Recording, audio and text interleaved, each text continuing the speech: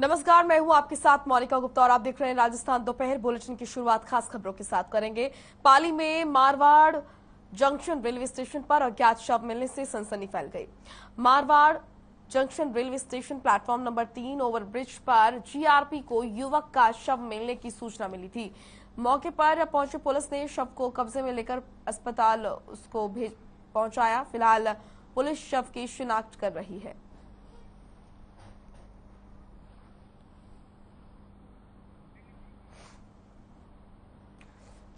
तो एक युवक का शव मिला है और आपको बता दें कि पुलिस इस मामले में जांच कर रही है। ये शव किसका है और इस शख्स के साथ क्या हुआ, कैसे इसकी मौत हुई, इन तमाम पहलुओं पर पुलिस जांच कर रही है।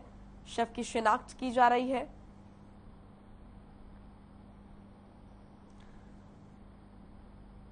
युवक का शव मिलने से सनसनी फैल गई। पाली का ये मामला बताया जा रहा है। रेलवे स्टेशन पर मिला युवक का शव और पुलिस इस पूरे मामले में जांच पड़ताल कर रही है कि आखिर ये शव किसका है और इस शख्स के साथ क्या हुआ। इन तमाम पहलुओं की भी पुलिस जांच कर रही है।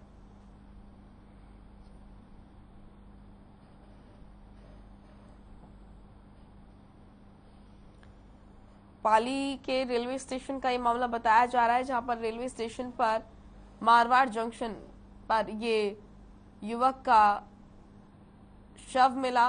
युवक के साथ क्या हुआ और क्या कारण रहे युवक की मृत्यु के, इन तमाम पहलुओं पर जांच कर रही है पुलिस। तो वहीं शव की शिनाख्त भी कर रही है, आखिर ये शव किसका है और जो युवक है वो उसका कहां से संबंध है।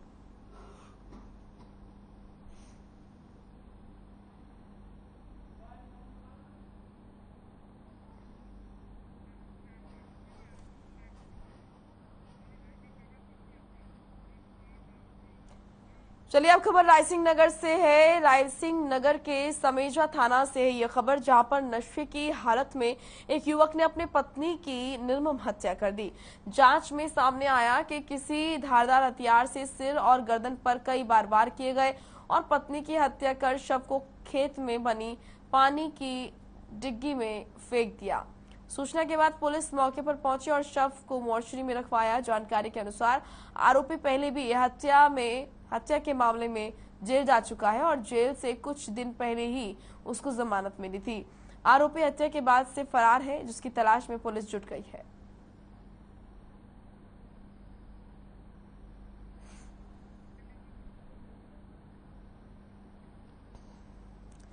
तो नशे में धुत पति ने अपनी पत्नी की निर्मम हत्या की। धारदार हथियार से उसके सिर और गले पर कई वार किए, जिससे कि पत्नी की मौत हो गई। वहीं पुलिस इस पूरे मामले की जांच कर रही है। इससे पहले भी ये शख्स हत्या के केस में जेल जा चुका है। विक्की भंडारी हमारे सहयोगी जुड़ चुके हैं ज्यादा जानकारी के साथ। विक्की, किस वक्त का ये पूरा मामला है और फिलहाल पुलिस की जांच कहां तक पहुंची इस मामले में? बिल्कुल मोनिका गुप्ता, मैं अपने हर खबर के दर्शकों को मैं बताना चाहूंगा कि ये रायसिंह नगर के ही निकटवर्ती गांव समेजा थाना क्षेत्र का मामला है और इसमें कल देर रात को शराब के नशे में आरोपी पति पूर्ण नाम ने अपनी पत्नी की धारदार हथियार से हत्या कर दी है। जानकारी है कि आरोपी पति ने सिर और गर्दन पर कई बार वार किए, जिसके बाद उसकी हत्या कर दी घर पर। और ढाणी, एक जो घड़ी के पास ढाणी है, एक IWM, उस ढाणी के अंदर इसने हत्या की और पास में ही बनी खेत के अंदर पानी की डिग्गी में इस बॉडी को ले जाकर उसने घेर दिया। सुबह जब ग्रामीणों ने पुलिस को सूचना दी तो समेजा थाना क्षेत्र के SHO करतार सिंह मौके पर पहुंचे और जहां पर SHO ने उसे शव को अपने कब्जे में लिया और रायसिंह नगर के राज्य के चिकित्सालय की मोर्चरी में रखवाया। काफी देर के बाद परिजन वहां पर पहुंचे, जिसके बाद शव का पोस्टमार्टम किया गया और शव का पोस्टमार्टम करने के बाद जो शव है वो परिजनों को सौंप दिया गया। यहाँ पर हर खबर के दर्शकों को मैं बताना चाहूंगा कि जो आरोपी पूरा नाम है, जो पति इनका, इन्होंने आज से करीब 2 या 3 साल पहले पारिवारिक झगड़े को लेकर अपने ही सगे भाई की हत्या की थी और उसी हत्या के जुर्म में इन्होंने ये जेल काट के भी आ चुके, जेल में भी गए थे और इन्हीं की पत्नी ने आज से करीब 2 महीने पूर्व जमानत के तौर पर इसे छोड़ाया भी था। जी पुलिस इस मोनिका। पूरे मामले में क्या कह रही है? जो आरोपी पति है उसको कब तक गिरफ्तार किया जाएगा? से ही ये मामला संज्ञान में पुलिस के आया था, तभी से ही पुलिस ने एक्सपर्ट को बुला करके आरोपी पति की पूरा नाम वाल्मीकि की तलाश जारी कर दी गई है। और अभी पुलिस ने 302 में मामला दर्ज कर पुलिस आरोपी पति जो है पूरा नाम उसकी तलाश जारी है। जी मोनिका। क्या महिला का जो परिवार है उसका क्या कुछ कहना है इस पूरे मामले में? अभी देखो, ये जो महिला का परिवार है वो कुछ कहने के अभी ऐसे कंडीशन में नहीं है, क्योंकि उनके पूरे परिवार में गमगीन का माहौल छाया हुआ है और पूरे जो इस समझा थाना क्षेत्र में भी है गमगीन का माहौल छाया हुआ है। जानकारी यह है कि जी। जो इस महिला है इसकी शादी आज से काफी साल पहले लालगढ़ के बनिया गांव के अंदर हुई थी, लेकिन पारिवारिक झगड़े के कारण इन्होंने अपने सगे भाई की हत्या की। उसी के बाद से ये रायसंगर के समझा थाना क्षेत्र के ही जो ढाणी है वहां पर ये रहते थे और वहीं पर ही कुछ जमीन की काश्तकारी करके अपना परिवार का पालन पोषण करते थे। लेकिन जैसे ही ये मामला हुआ, हत्या का मामला, कल देर रात से आरोपी फरार है। जी मोनिका। पुलिस का क्या कहना है इस पूरे मामले को लेकर? प्रथम दृष्टिता से अगर हम देखें तो क्या मामला ये नजर आ रहा है? आखिर क्यों पति ने इतना बड़ा कदम उठाया कि अपनी पत्नी की इतनी निर्मम हत्या की? अभी प्रथम दृष्टया के से अनुसार अगर देखा जाए तो जानकारी अभी तक यही है कि पुलिस का भी यही कहना है कि हो सकता है कि नशे की हालत में या फिर कोई नशा ना मिलने की के जरिए कोई ऐसा मामला हुआ। और पुलिस भी अभी कल देर रात से ही पुलिस ने एक्सपर्ट को बुला करके डॉग स्क्वाड को बुला करके आरोपी पति की तलाश जारी कर रही है और देर रात से ही आरोपी फरार है। जी मोनिका। चलिए, शुक्रिया आपका तमाम महत्वपूर्ण जानकारी के लिए।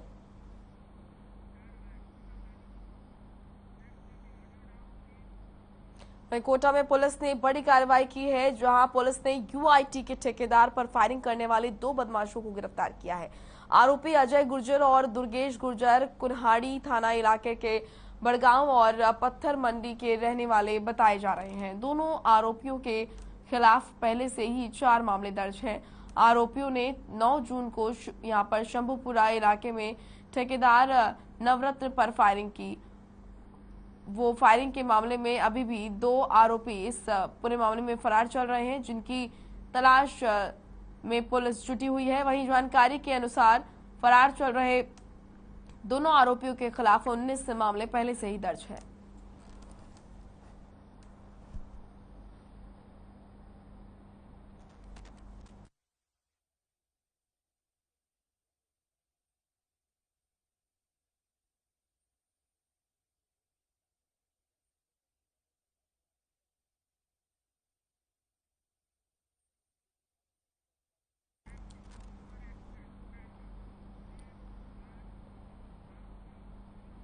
चलिए, अब खबर अलवर से है, जहां अलवर मेगा हाईवे पर कार ने बाइक सवार को जोरदार टक्कर मारी। हादसे में 44 साल के बाइक सवार सुरेंद्र गुर्जर गंभीर रूप से घायल हो गए। यह हादसा तब हुआ जब सुरेंद्र बाइक से मालाखेड़ा से अपने गांव की ओर जा रहा था। तभी रास्ते में कलसाड़ा बाईपास के पास कार चालक ने बाइक को टक्कर मार दी। हादसे के बाद चालक कार को लेकर फरार हो गया और वहीं लोगों ने घायल सुरेंद्र को अस्पताल में भर्ती करवाया, जहां देर रात इलाज के दौरान उसकी मौत हो गई। पुलिस ने कार चालक के खिलाफ मामला दर्ज कर मृतक के शव का पोस्टमार्टम करवाकर फरार कार चालक की तलाश शुरू कर दी है।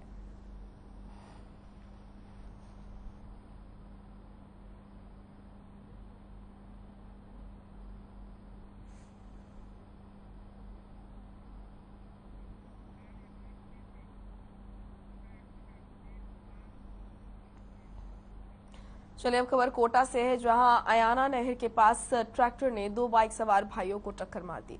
हादसे में एक बाइक सवार की मौके पर ही मौत हो गई, जबकि घायल युवक को इलाज के लिए अस्पताल में भर्ती कराया गया। प्राथमिक उपचार के बाद घायल को डिस्चार्ज कर दिया गया। वहीं मृतक युवक के शव का पुलिस ने अयाना अस्पताल में पोस्टमार्टम करवाया। फिलहाल पुलिस पूरे मामले की जाँच कर रही है।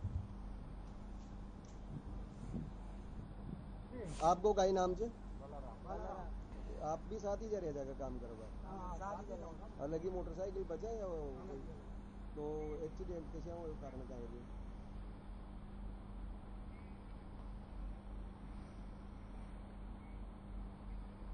कोटपुतली में भीषण सड़क हादसा हुआ है। बता दें आपको कि दिल्ली जयपुर नेशनल हाईवे पर यहां पर सांग टेड़ा के पास एक ट्रक ने दो बसों को टक्कर मार दी, जिसमें से सीकर डिपो की एक राजस्थान रोडवेज बस नीम का थाना से कोटपुतली होते हुए दिल्ली जा रही थी। वहीं दूसरी बस हरियाणा रोडवेज की थी। आपको बता दें हाईवे पर कट से डिवाइडर पार कर एक ट्रक अचानक दूसरी लेन में आ गया, जिससे सवारियों से भरी बस ट्रक में जा घुसी। तेज धमाके की आवाज सुनकर आसपास के लोगों ने बसों में फंसे घायलों को बस से निकालकर अस्पताल में पहुंचाया, जहां घायलों का इलाज जारी है। हादसे में 12 से ज्यादा लोग घायल हुए हैं। पनियाला पुलिस ने मामला दर्ज कर बसों और ट्रक को जब्त कर जांच शुरू कर दी है।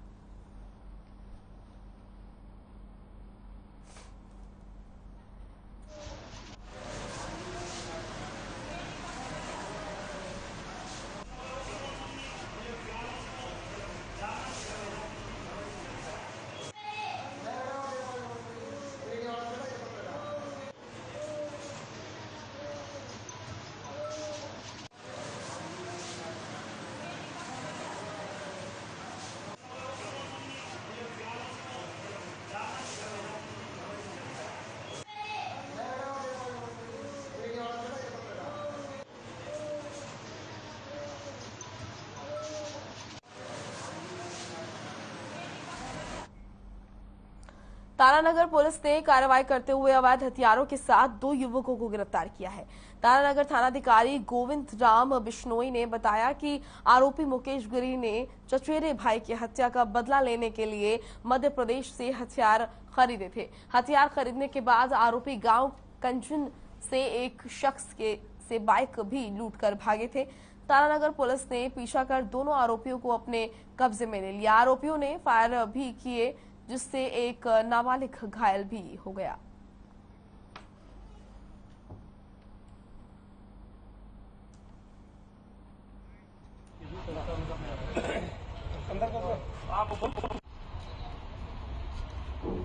जून 2022 को कल सुबह थानाधिकारी तारानगर को ये सूचना मिली थी कि दो अपराधी हैं जो राजगढ़ रोड पे तारानगर हल्के में फरार होकर भाग रहे हैं, जिनके पास हथियार है, जिन्होंने बीती रात को और आज सुबह सिद्धमुख थाना क्षेत्र में लूट की वारदात को अंजाम दिया। इसके साथ साथ ही फायरिंग भी वो लगातार कर रहे हैं, जिस पर लगातार पीछा कर करके खेतों में उन दोनों अपराधियों को दस्तयाब किया गया।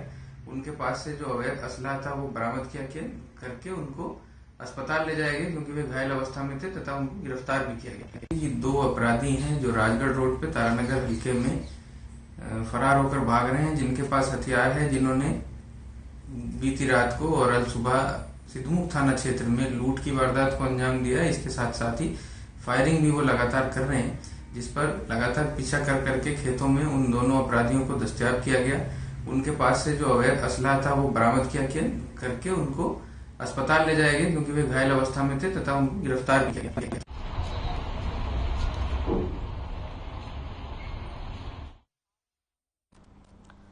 चलिए खबर अलवर से है, जहां श्रमजीवी पत्रकार संघ की ओर से 10वें सम्मेलन कार्यक्रम को आयोजित किया गया। कार्यक्रम में बतौर मुख्य अतिथि कलेक्टर शिव प्रसाद नकाटे ने शिरकत की और उपस्थित लोगों को संबोधित कर मीडिया और पत्रकारों को यहां पर पत्रकारों को कहा गया कि मीडिया को लोकतंत्र का चौथा स्तंभ माना जाता है। मीडिया प्रशासन के आंख और कान के रूप में काम करता है, इसलिए पत्रकारों को की जिम्मेदारी भी यहाँ पर बढ़ जाती है कि वो सच्ची और तथ्यात्मक खबर ही जनता के सामने रखें, क्योंकि पत्रकारों की ओर से चलाई गई हर खबर पर जनता विश्वास करती है। तो जनता के सामने कोई फेक और भ्रामक खबरें ना रखें। जल्दबाजी में पहले खबर देने के चक्कर में कई बार गलत खबरें चल जाती हैं, जिसका कई बार गंभीर परिणाम जनता को भुगतना पड़ता है। शिव प्रसाद ने कहा कि पत्रकारिता एक काम ही नहीं बल्कि राष्ट्र के निर्माण में अहम भूमिका रखती है। पत्रकार जिम्मेदारी पूर्वक अपने कर्तव्यों का निर्वहन करे।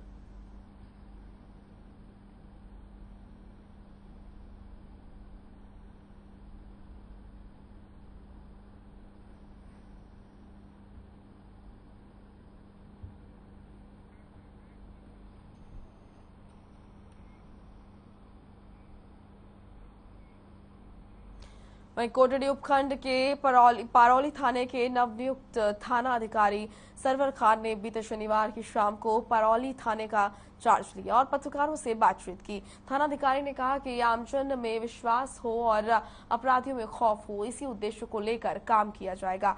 किसी भी फरियादी की रिपोर्ट पर तत्काल कार्रवाई की जाएगी और अपराधियों पर भी ठोस कार्रवाई की जाएगी। थाना अधिकारी सरवर खान ने बताया कि जिला पुलिस अधीक्षक ने जो विश्वास जताया है, इस पर खरा उतरने की पूरी कोशिश करूंगा।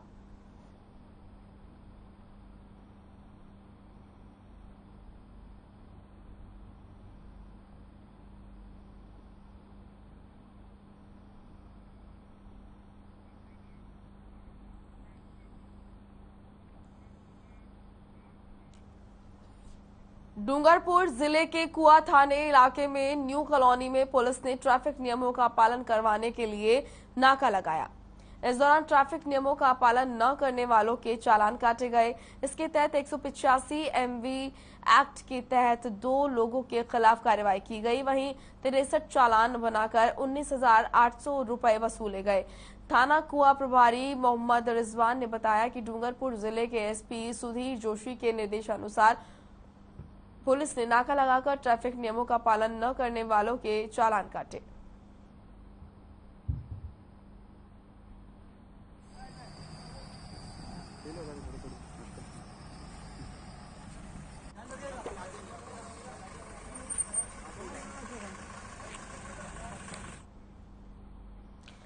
चित्तौड़गढ़ में यहां पर आपको बता दें कि विप्र फाउंडेशन के अध्यक्ष ने पदाधिकारियों और कार्यकर्ताओं के साथ महत्वपूर्ण चर्चा की। वहीं उन्होंने बताया कि 12 से 26 जून तक विप्र फाउंडेशन की ओर से यहां पर संपर्क महाअभियान पखवाड़ा चलाया जाएगा। दरअसल अरुणाचल प्रदेश के लोहित जिले में स्थित परशुराम कुंड एक अत्यंत प्राचीन, तेजोमय और यहाँ पर रमणीय स्थान है। कुंड के मध्य पवित्र पहाड़ी पर भगवान परशुराम की अष्टधातु से निर्मित करीब 51 फीट ऊंची विशाल प्रतिमा की स्थापित करने का कार्य विप्र फाउंडेशन को दिया गया है। इसी के रूपरेखा को तैयार करने के लिए विप्र फाउंडेशन के अध्यक्ष परशुराम तीर्थ धर्म नारायण जोशी ने मुख्यालय पर विप्र कार्यालय में एक महत्वपूर्ण बैठक ली।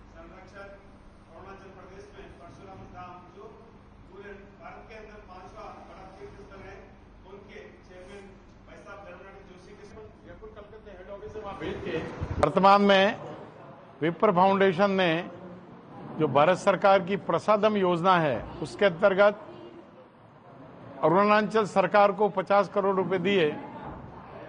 वहां लोहित नदी के किनारे भगवान परशुराम जी जो कुंड है उसको विकसित करने के लिए अरुणाचल सरकार उसको विकसित करी है। मावली के लोकप्रिय विधायक और विप्र फाउंडेशन के संरक्षक कोटा में गुमानपुरा पुलिस को बड़ी कामयाबी मिली है। रामचंद्रपुरा छावनी पुलिया पर नाकाबंदी के दौरान पुलिस ने एक बाइक चोर को गिरफ्तार किया। चोर की निशानदेही पर पुलिस ने चोरी की 4 और बाइकों को भी जब्त किया। गुमानपुरा थाना CI ने बताया कि यहां पर नाकाबंदी के दौरान बिना हेलमेट के आ रहे युवक को रोका गया तो चेक करने पर पता चला कि बाइक चोरी की थी, जिसके बाद बाइक चोर को बाइक सहित गिरफ्तार कर लिया गया।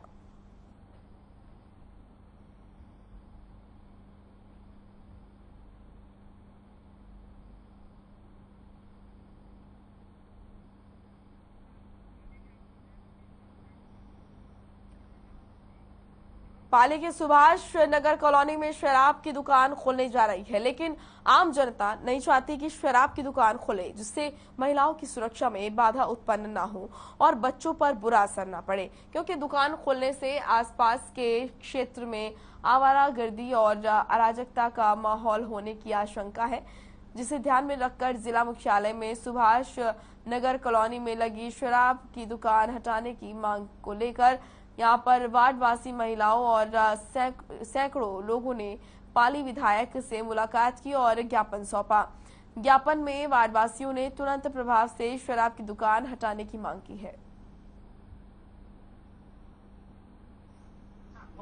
आएगा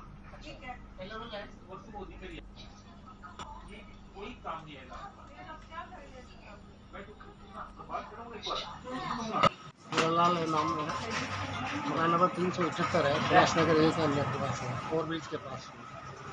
ये सितंबर पहले ये शराब की दुकान खोली गई, जिसकी वजह से पूरे मोहल्ले वासी परेशान।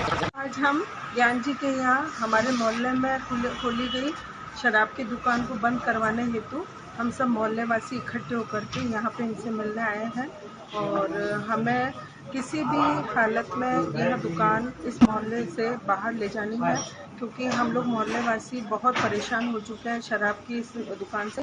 हमें इकट्ठा होना हो जाएगा, तो आएगा, ठीक है। ये कोई काम नहीं आएगा। क्या करेंगे? मैं तो बात करूँगा एक बार।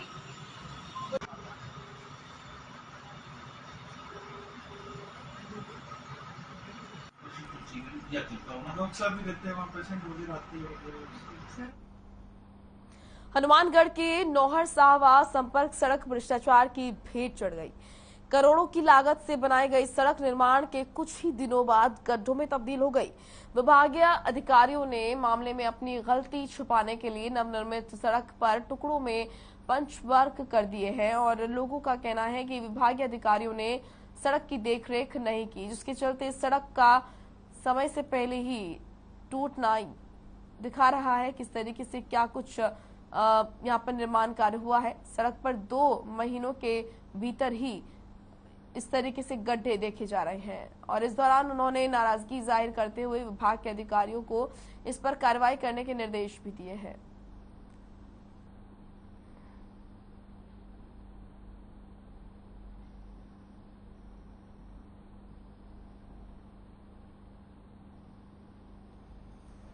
तो जिला कलेक्टर ने इस पूरे मामले को लेकर बैठक की और अधिकारियों को निर्देश दिए हैं कि सड़क को जल्द से जल्द ठीक किया जाए।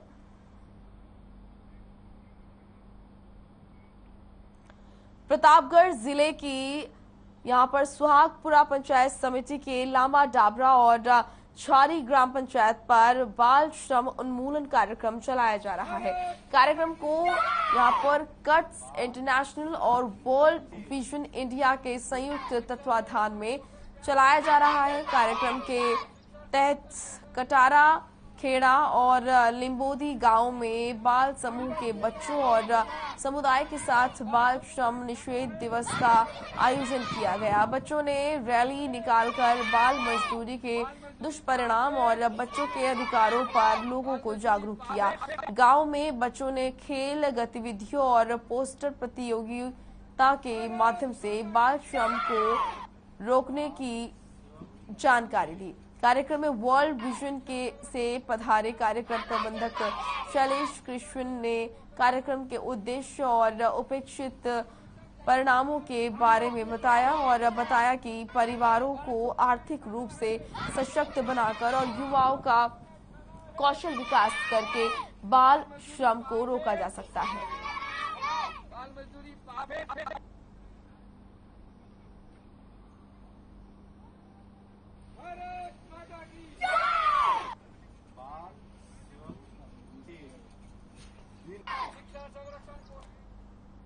चलिए अब खबर कोटा से है, जहां महापौर राजीव अग्रवाल ने महावीर नगर इलाके में 3 जल कुटीर का लोकार्पण किया है। इस दौरान यहां पर मोशन के चेयरमैन सुरेंद्र विजय ने कार्यक्रम की अध्यक्षता की, जबकि विशिष्ट अतिथि बार पार्षद योगेंद्र रहे। और इस मौके पर कोटा दक्षिण महापौर अग्रवाल ने कहा कि भीषण गर्मी में मोशन एजुकेशन ग्रुप ने इलाके में 10 जल कुटीर लगाने का फैसला किया है, जो कि एक सराहनीय कदम है।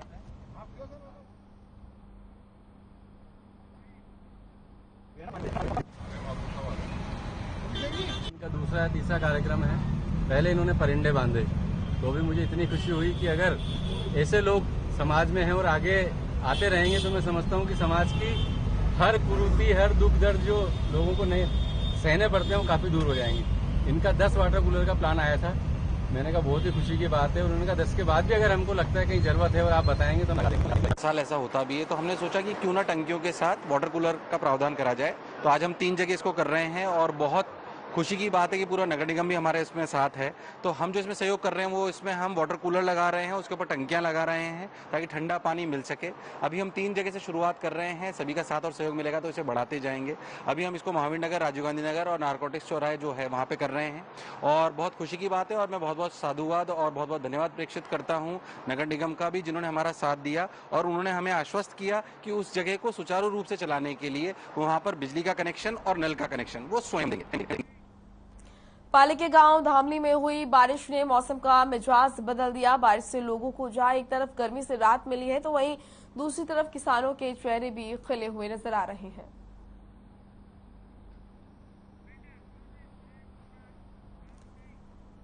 चलिए फिलहाल इस बुलेटिन में इतना ही। आप देखते रहिए हर खबर। नमस्कार।